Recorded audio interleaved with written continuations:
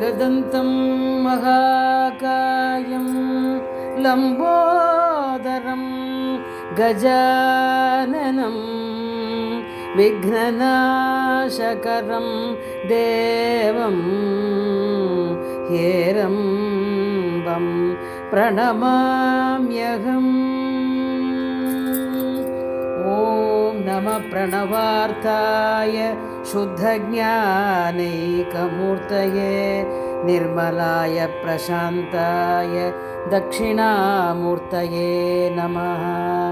ॐ नमः प्रणवार्थाय शुद्धज्ञानैकमूर्तये निर्मलाय प्रशान्ताय दक्षिणामूर्तये नमः।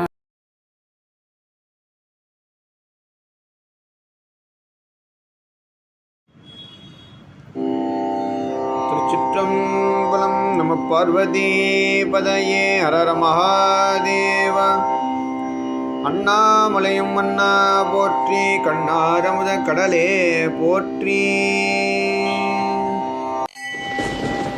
உலகெல்லாம் உணர்ந்தோதற்கரியவள் நிலவுலாவிய நிர்மலிவேணி நம சிவா.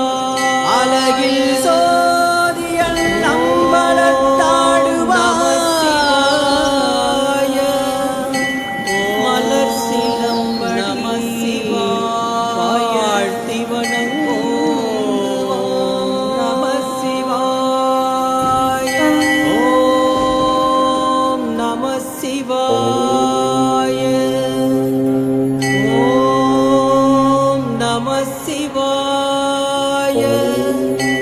ஓம் நம சிவாய. ஓம் நம சிவாய. ஹரிஹி ஓம். ஜெய் சீதாராம். ராதே கிருஷ்ணா. அன்பு நண்பர்களே, உங்கள் அனைவரும் எனது தெய்வீக பயணம் யூடியூப் சேனல் சார்பாக அன்புடன் அழைக்கின்றேன். நாம் தற்போது தேவாரம் பாடல் பெற்ற ஸ்தலங்களை வரிசையாக தரிசிக்க ஆரம்பித்திருக்கின்றோம். தற்போது காணக்கூடிய திருக்கோயிலானது திருச்சிக்காட்டங்குடி கோயில் ஆகும். இந்த கோயிலின் தலத்தின் இறைவனின் பெயர் உத்தராபதீஸ்வரர், ஆத்திவனநாதர், மந்திரபுரீஸ்வரர், கணபதீஸ்வரர், பிரம்மபுரீஸ்வரர், பாஸ்கரபுரீஸ்வரர் ஆகும். இந்த இறைவியின் பெயர் சூழிகாம்பாள், அதாவது குழலம்மை, திருக்குழல் உமை நங்கை. தலம் மரம் ஆத்திமரம், தீர்த்தம் சூரிய தீர்த்தம். தீர்த்த குளம் கோயிலுக்கு எதிரேயே இருக்கின்றது. இதனை வழிபட்டவர்கள் சம்பந்தர், அப்பர், சுந்தரர், பரணதேவ நாயனார், சேக்கிழார், விநாயகர், பிரம்மன், சத்பாஷாடர் ஆகியோர் என்று சொல்லப்படுகின்றது. கணபதி இறைவனை வழிபட்டதால் இந்த கோயிலுக்கு கணபதீஸ்வரம் என்று பெயர். ஆலயம் கணபதீஸ்வரம் எனவும் ஊர் திருச்செங்காட்டங்குடி எனவும் வழங்கி வருகின்றது. விநாயகர் கஜமுகாசுரனை கொன்ற பழித்தீர இங்கு இறைவனை வழிபட்டார். அசுரனை கொன்றபோது அவனுடைய உடற்குருதி படிந்து இப்பகுதி செங்காடாக ஆயிட்டதால் செங்காட்டங்குடி என்று பெயர் வந்ததாக கூறப்படுகின்றது. பைரவ வேடத்தில் இறைவன் சிறு தொண்டரிடம் பிள்ளை கறியமது கேட்டு அவருக்கும் அவர் மனைவி, மகன், வேலைக்காரி ஆகியோருக்கும் அருள் புரிந்த தலம் இதுவே ஆகும். உத்தராபதியார் திருமேனி உருவான இடம் பற்றி ஒரு வரலாறு சொல்லப்படுகின்றது.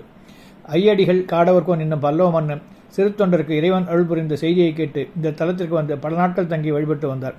உத்தராபதியாரின் தோற்றத்தை காண விரும்பினார். இறைவன் திருக்கோயிலை திருப்பணி செய்து உத்தராபதியார் திருவுருவம் அமைத்து சித்திரை திருவோணத்தில் குடமுழுக்கு செய்வாயாகில் யாம் செண்பகப்பூ மனம் வீச காட்சி தருவோம் என்று எழுதினார். ஐயடிகள் அவ்வாறே செயல்படலானார். கொல்லர்கள் உத்தராபதியார் உருவம் அமைக்கத் தொடங்கினர். பல இடர்பாடுகள் தோன்றின. கும்பாபிஷேக நாள் நெருங்கியது. மன்னனோ விரைவில் முடிக்க கட்டளையிட்டான். வடிவம் நன்கு அமைய வேண்டுமே என்ற கவலையுடன் உரைக்களத்தில் ஐம்பொன்னை உருக்கிக் கொண்டிருந்தார் சிற்பி. இறைவன் சிவயோகியார் வடிவில் அங்கு நீர் கேட்டார். இறந்தவர்கள் உரைக்களத்தில் நீரியது. காய்ச்சிய மழுதான் உள்ளது, வேண்டுமானால் ஊற்றுகிறோம் என்றார்கள். சிவயோகியார் நல்லது, அதையே ஊற்றுங்கள் என்றார். கொல்லர்கள் காய்ச்சிய மழுவை ஊற்ற வாங்கி உண்ட சிவயோகியார் அங்கிருந்து மறைந்தார். உத்தராபதீஸ்வரர் உருவானார். செய்தி அறிந்த மன்னன் வியந்து போற்றி அந்த திருவுருவியை கோயிலில் எழுந்தொழிவித்து கும்பாபிஷேகம் செய்தான். ஐயடிகள் காடவர்கோனுக்கு இறைவன் செண்பகப்பூவின் மனம் வீச காட்சி தந்தருளார் என்கிறது இந்த திருக்கோயில் வரலாறு. வாருங்கள் நண்பர்களே, இந்த திருக்கோயிலை திருவாரூர் மாவட்டத்தில் உள்ள இந்த திருக்கோயிலை தரிசனம் செய்வீர்கள் என்று நம்புகின்றேன். நன்றி, வணக்கம்.